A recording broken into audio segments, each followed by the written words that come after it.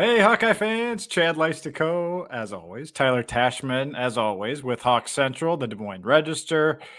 Tyler, high visibility press conference today with Kirk Ferentz. No players, unprecedented, I'm told, in the 25-year Ferentz era. So this was all about making Kirk Ferentz's voice the voice today in light of the news that his son will not be retained after the 2023 season as on any part of the staff, and certainly not as offensive coordinator. So before I give my takeaways, Tyler, since you're the new guy here, I was kind of braced for, oh my gosh, what is Kirk Ferentz going to say? And he really didn't say much, in my opinion. You had to really read into it, I guess. But there were tones, there were I don't know, there were digs if you listen closely. But I was curious, kind of what you heard from your seat today. What I heard was Kirk Ferentz saying a lot while not saying much at all.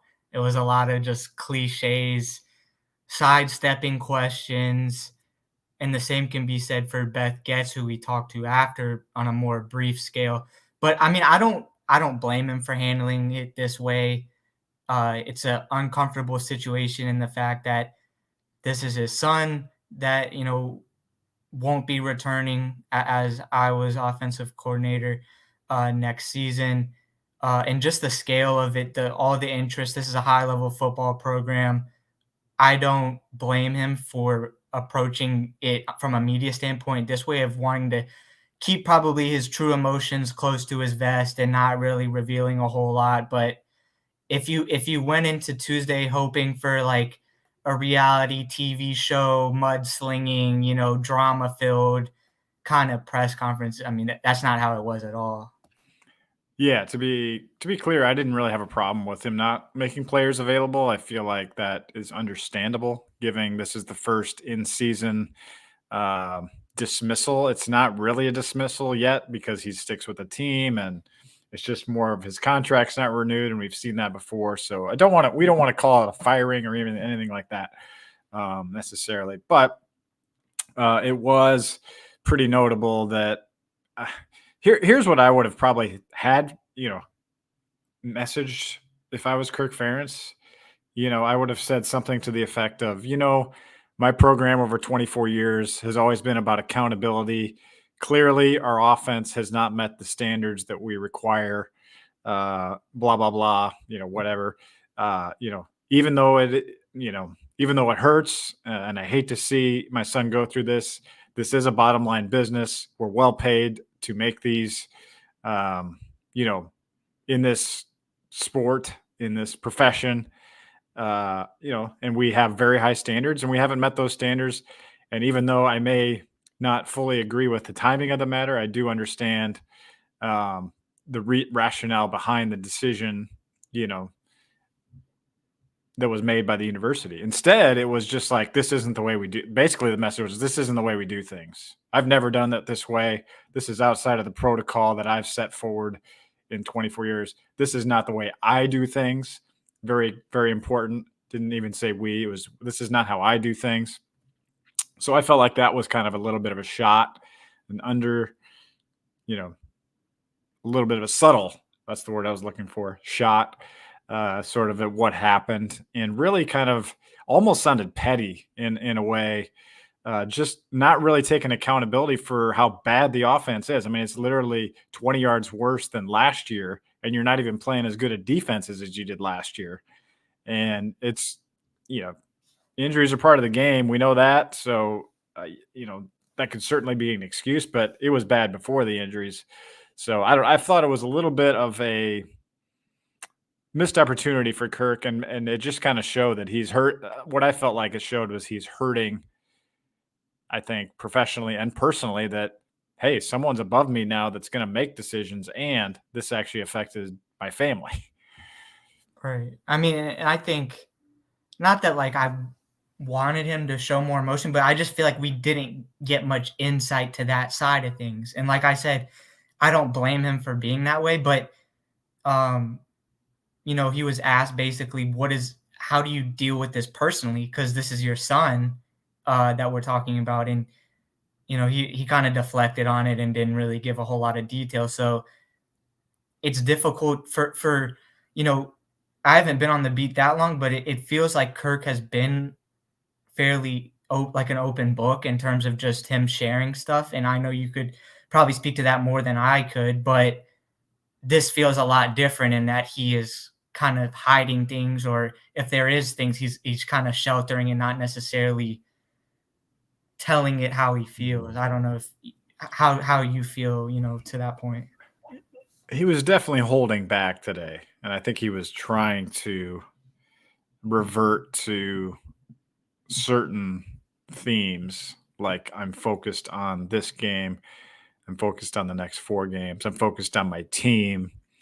Yet clearly his focus is, it has been staggered. I wrote that in my headline. I think I got changed to stunned, but it was basically Kirk Ferentz was staggered by the news because he was still kind of almost like a boxer that gets knocked out a little bit. He's still kind of, trying to get his footing, I think, basically 24 hours later after this thing broke publicly. And I'm sure it's been a difficult 24 hours and they've had to be on a practice field and whatnot. But I guess the other disappointing part for me, and we can lump the quarterback conversation into this as well, is that there was just no accountability in terms of how bad the offense is, how bad the quarterback play is.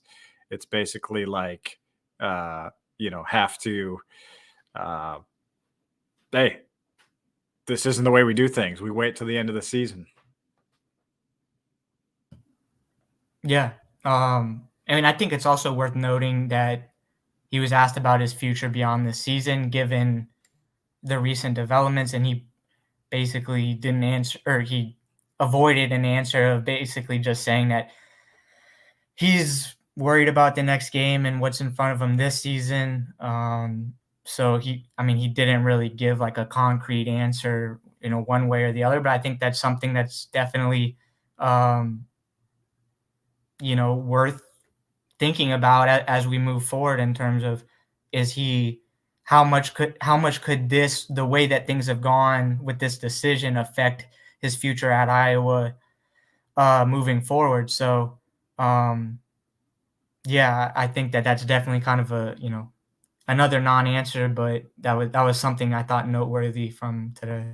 Yeah, we normally do like 3 topics. For those that are just tuning in, our normal Tuesday show is like 3 topics, and I forgot to introduce our first topic, our second topic. So we'll just kind of merge topics 1 and 2. Topic 1 was sort of Kirk Ferentz's comments, lack of accountability on offense. Topic 2 is, will he be back next year? So let's just dive into that part. Maybe we'll circle back to the other stuff. But yeah, I thought that in my opinion, it felt like my initial read was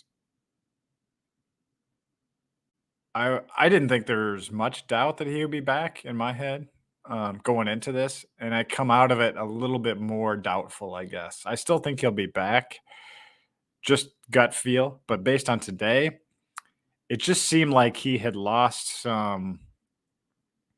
He just lost a little something, like if you don't, let's say, the Des Moines Register has always treated me great, for me, I've been with them for a long time, and USA Today. So I kind of lump that all together. And my bosses for 20 plus years have been awesome. And so similar time frame. I started at the Register in October of 2000. So very similar to Kirk Ferentz, right? And I'm not trying to compare the professions because they're not similar. But I've always felt appreciated by my bosses. I've always felt a passion for newspapers, a passion for what I'm doing. And if I suddenly got, I don't know, undercut maybe by my bosses in some way, shape, or form, I would probably feel, at least for a few days, like, damn, I don't know how long I want to be around. But I've never felt that way. But I'm saying that's what I sense from Kirk Ferentz. Like, here's a place that has been so good to him for 30 years, honestly, if you go back to his days as an assistant. And now I feel like he maybe has lost some. It just felt like he had lost a little bit of, I don't know, respect or love or passion. Maybe it's just brief, but he was asked about, how does this affect your relationship with Beth Goetz? And he ended up bringing up the military. So, it was just a lot of deflecting of answers and not real answers, I feel like. Yeah, no, I agree with that. And I think, I don't know, I'm just curious of how this is going to affect the rest of the season for Iowa, because it feels like much more of a bigger story than what does Iowa do the rest of the season. It feels like the inevitability of where Iowa goes as a program has come a lot quicker than maybe we anticipated. I think with, where he is at this stage of his career, that was sort of on the horizon of like, where does Iowa go?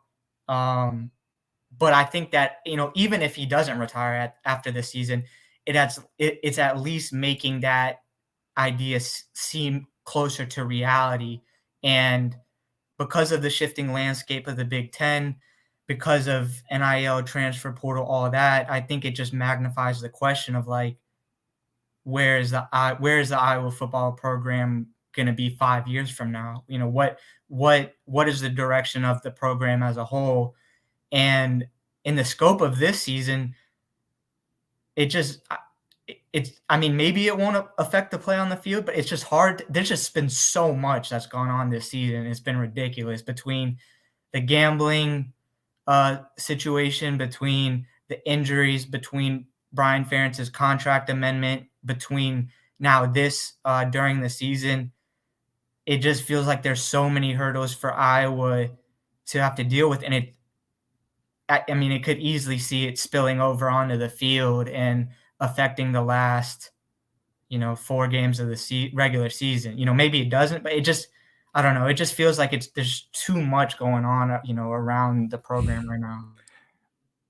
Yeah, I felt like yesterday when we did our podcast, Tyler, like I felt like, hey, maybe this is a weight lifted from the program. But today, coming out of this, and again, maybe I'm reading it wrong, but it just feels like, this is.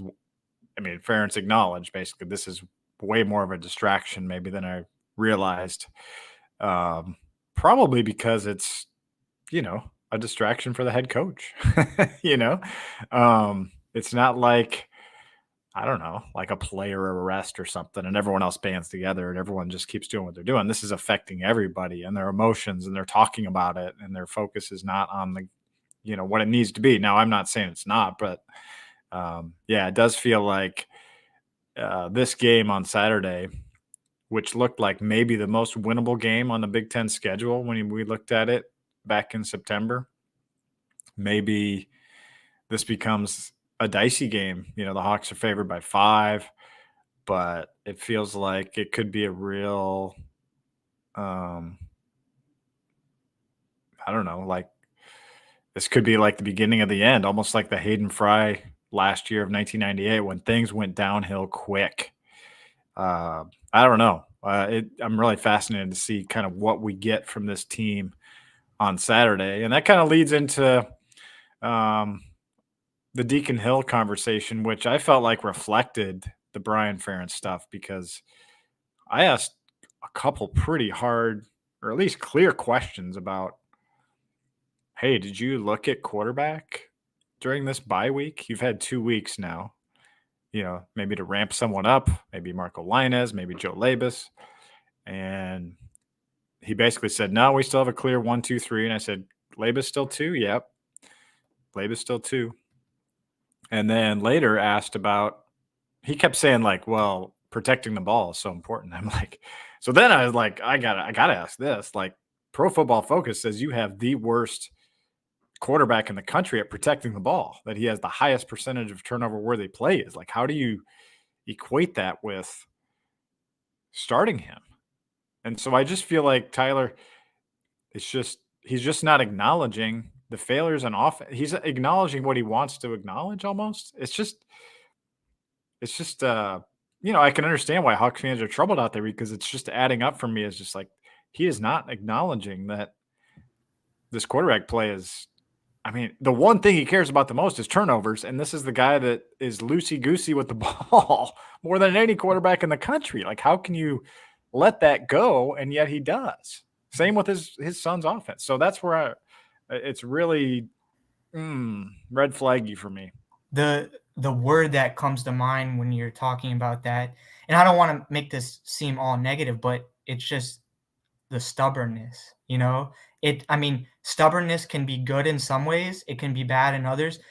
Kirk Ferentz has stuck to what he's done for so long. He said after that Penn State game, I'm not, he's not a wholesale change guy. This is who he is.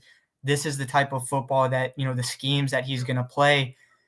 And he's not going to, he doesn't seem to want to deviate away from them. So it just feels like, it's almost like they're getting in their own way, his own way in terms of decision making because of his unwillingness to change, his unwillingness to go to a different quarterback, his unwillingness, to change one thing or the other. And again, the stubbornness has paid off over the course of his career because he's been successful. So I don't want to make it seem like him sticking to his ways is a bad thing. That's just how he seemed, the impression I've gotten, that's how he seems to be. He's going to ride or die with it. He's rode with it a long way.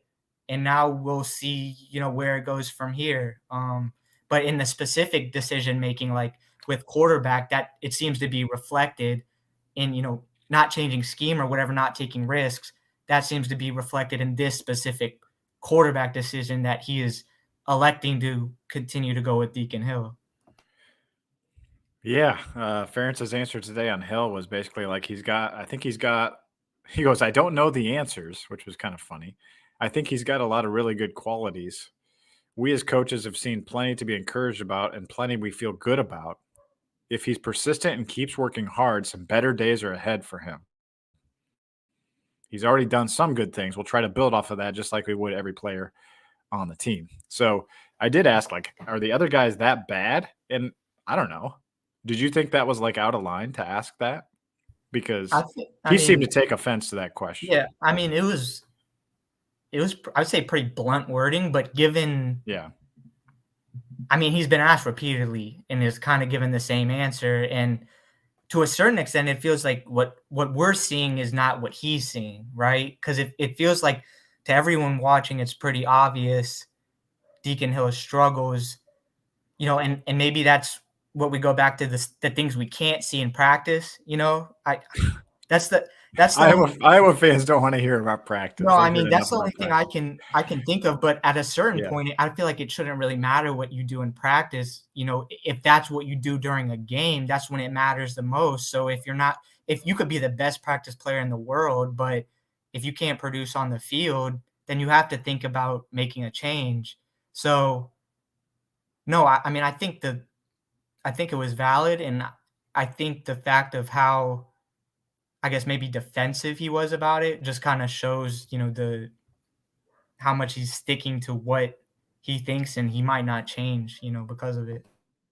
Yeah, I think he was. Yeah, maybe I could have worded it better, but I mean, I really just was like, if your quarterback is 160 out of 160 in turnover percentage or turnover worthy plays, again, that's a metric you could argue with it, but if you watch the games, I mean, he's throwing deflected balls. He's throwing balls into traffic. I mean, that first middle screen at Wisconsin was a near disaster. Nearly had another one picked off of Wisconsin. Fumbled a snap in a critical moment late in that fourth quarter. And that's before we even get to Minnesota, where it was, hold the ball like a loaf of bread and twice got it knocked out in a game you couldn't commit turnovers. I'm making food references. I always make you laugh with food references. No, but I don't know. Just the loaf of bread, man. That's brutal. That's brutal, man. The reference or what he did? I don't know. I could just see him holding, like, I don't know. It described it very I see. well. It was because of his size. Okay, I got it. No, oh no. Okay. No, I'm lost. now, guys, this is going south real quick. So getting sideways, as Fran McCaffrey would say. Yeah. We did ask for some 3-word headlines today. So let's talk about some of the kind of a fun little. We don't usually do that on Tuesdays, but we should have done that for Emergency Pod. Cody Hill's one of our favorites, a loyal reader, listener, said, "What just happened?" I asked for 3-word headlines off the presser. Noah Cornelius says, toughest presser ever. I'm not sure if it was toughest to watch, Tyler, or I don't know. I think that's probably what he means. Maybe most uncomfortable. Maybe, yeah, I think that would be, but most uncomfortable presser ever would be 4 words. So Well, economy of words there. Bergie Hawk says Kirk's not leaving. I don't know where I still would say like minus 350 that he's back. I just don't see him walking away from 42 million. yeah. I mean, he has a lot of money, obviously. But I mean, do you think? I mean, if you had 6 years and $7 million a year still in your contract, and Phil Parker was your DC, like, wouldn't you come back? I mean, yeah, but I'm not a millionaire or even close to it. So if you give me the chance at 7 million, I'd do just about anything. Chris Cooper, Beth Goetz speaks.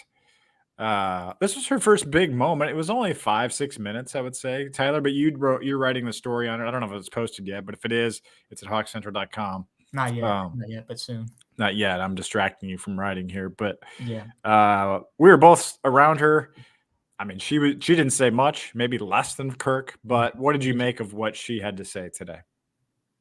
I thought that, well, her words didn't really need to do the speaking. It was her actions. And she did not say a whole lot, but her actions were the decision that she made. And I mean, it was a bold decision, even though it was one that at some point or the other needed to happen. But the fact that she has not been around. She's barely been at Iowa longer than I have. And I have not been at Iowa, around the program very much. She still has the interim tag. She is very decisive. She is doing what she believes is best for the program. And that was a bold decision for someone that doesn't even, at least right now, have the full-time, Iowa AD role. So she didn't really, like you said, I think she probably said less than Kirk today, but I don't think she needed to say anything with her words. Her actions already spoke loud enough. Yeah, I think her presence today was more just that she's not going to shy away from anything, shy away from the media. She showed up today, shook Kirk's hand when he arrived, and she talked. It doesn't mean it was going to be great, but she was just forceful. She didn't back down, wiggle around, and kept her answers short. I didn't have any problem with anything she said, but, the reality is, the potential is there that maybe Kirk Ferentz gets run off here as well, and if there could be some backlash if that happens. Just saying. Well, I think if I can jump in. Yeah. She's being praised for the decision right now, and the timing of it is what it is kind of brings in a different factor of it, and it was a very it was a meaningful decision. But we won't know the full repercussions of this until we're a few years or more down the road. Because if Kirk Ferentz, if this was the domino that eventually sends off Kirk Ferentz leaving, and I know there's some that don't want him, want to move on the program in a new direction, but what happens if whoever Iowa hires next bottoms out as head coach? What if the program? What if Kirk Ferentz was who was holding up the Iowa program? And being from Indiana, after Bob Knight left, I mean, I don't. There's obviously not. It's not a perfect parallel between Kirk Ferentz and Bob Knight, but after Bob Knight left, the program really struggled, and those were kind of looked at as the glory days, right? And are still looked at as that way now. If you get to that point where, hey, that's what it was under Kirk Ferentz, and after that it just was a spiral, then you wish that he had stayed around longer. So I think, I'm not saying one way or the other, how it should be judged. It's time. It needs time to kind of see where this is in the trajectory of Iowa's program. Yeah, I kind of think, this is probably Kirk. I like good correlation there with Bob Knight, honestly, because that was a guy that probably wore out his welcome at the end. And I'm not saying Kirk has, but I think some people do feel that way because of the stubbornness. Has the great defense and special teams infrastructure in place, but refuses to change in the other area. So anyway, I like that perspective. Where was I going with? Oh, I just think give this like you said, give it a little time here. Let's not overreact to what was said today or anything. Process it for what it is, because I feel like Kirk's going to come around at some point. But right now, it's initially like jarring news for him, and certainly affects his family life, no question about it, because either his son's going to have to get another job elsewhere or do something else. This probably doesn't help his prospects that he was let go, essentially, as opposed to maybe resigning on his own terms or something like that. But anyway, got some other great 3-word headlines, so I didn't want to skip over those. Matthias Augustin, no solutions given. Total Hawkeye believer, at what cost? I like that one, kind of what we talked about. We just don't know yet. Dylan Ellsworth, take blinders off. Again, kind of reflecting what I'm saying, that there's some blind spots here. 2 more. Eric Bappy says, very, very frosty. And then finally, my favorite one, so I saved this for last, Mike Pierce, Kirk punts again. That's pretty. That's one. fitting. That's fitting. In our final few minutes, Tyler, thank you, by the way, everyone, for tuning in. We wanted to finish. We usually try to keep these Tuesday shows to a half hour for your time, for our time. But we did want to finish on a little bit of a lighter note. And so, great job, Tyler Tachman, catching up with the guy who had the sign at the World Series. Yeah. Well done, Mark Portinga, Central College grad. And man, this guy must be the biggest Hawkeye fan there is after reading your article. What did you give us a little sense of kind of how this all went down? And definitely, folks, read the article that just posted, I don't know, about an hour ago, 2 hours ago. It's really a funny little story about how this all transpired. I thought it was kind of just like, I don't know. It was light. I feel like I needed something like that with just all the, Brian Ferentz news and stuff. But anyway, so he grew up in Iowa, now lives in Arizona, was going to the Diamondbacks game. Also, almost wasn't even going to wear an Iowa shirt. At the last moment, was convinced to do so.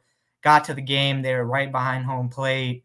And they ended up, the idea came about to make a sign, for the controversial call surrounding Cooper DeJean's punt return. That was obviously reversed. His wife first went to the bar to try to get something to write on. They gave her a pen and a receipt. That wasn't going to do the trick. So they used her, what was holding her cheeseburger, like her box that was holding her cheeseburger. But they didn't have a Sharpie. The broadcaster or the cameraman who was working for Fox gave them a Sharpie. So they're writing, a sign about how it wasn't a fair, Cooper DeJean wasn't a fair catch, or said it wasn't a fair catch, with a Sharpie.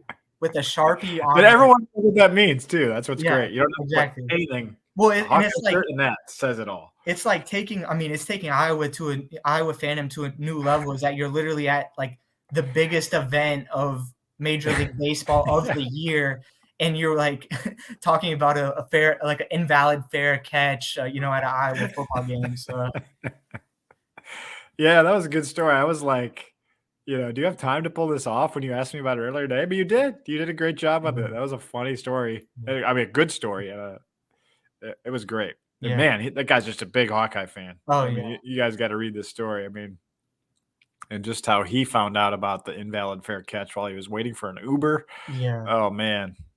Yeah, because he wasn't even watching it because his phone was about to die. So he was like getting texts from some of his friends. Yeah. So he thought they won. He thought, like everyone else. And then he delayed, figured out that got called back. But yeah. Hawkeyes everywhere. Yeah. They're on the moon. They're probably on Mars. Someone on Mars. If there's life form on Mars, someone's probably got it. It wasn't a catch sign. Well, there are a lot of Hawk fans in Arizona. I know that. There are a lot of Hawk fans everywhere. I used to live in D.C. A lot of fans out there. We go to New York City every once in a while for trips with my wife. And, it was a Saturday. We'd go into a bar with a whole bar was Hawk fans, like there's Hawk fans everywhere. You guys are crazy and awesome out there, passionate. And that's why I feel like this is such a big story, this whole Kirk Ferentz, Brian Ferentz, everything, because there's so much passion out there about this topic. And you guys kind of make this this machine go. So we really appreciate you turning out for this podcast and following our work. And the great news is we have yet another show tomorrow. We got the Hawk Central Radio Show on KXNO from 6 to 7 p.m. We will be joined by Andrew Downs in the first segment. It's his very last week at KXNO. He's been he's kind of our fan of the show type of thing, and he's helped us be on the air for 9 years at KXNO. So he's going to join us one last time with Tyler, of course, myself, and then I got my Iowa Everywhere podcast Thursday, and then we've got our post-game podcast. Tyler, we didn't even talk about the game at Wrigley Field on Saturday. We'll have to talk about the game at some point. Well, right? How are we getting up there, too? Are you driving or what? Yeah, I don't know. We could, I suppose. Yeah. I might bike there. I don't know. I got to remember my iPass for the tolls.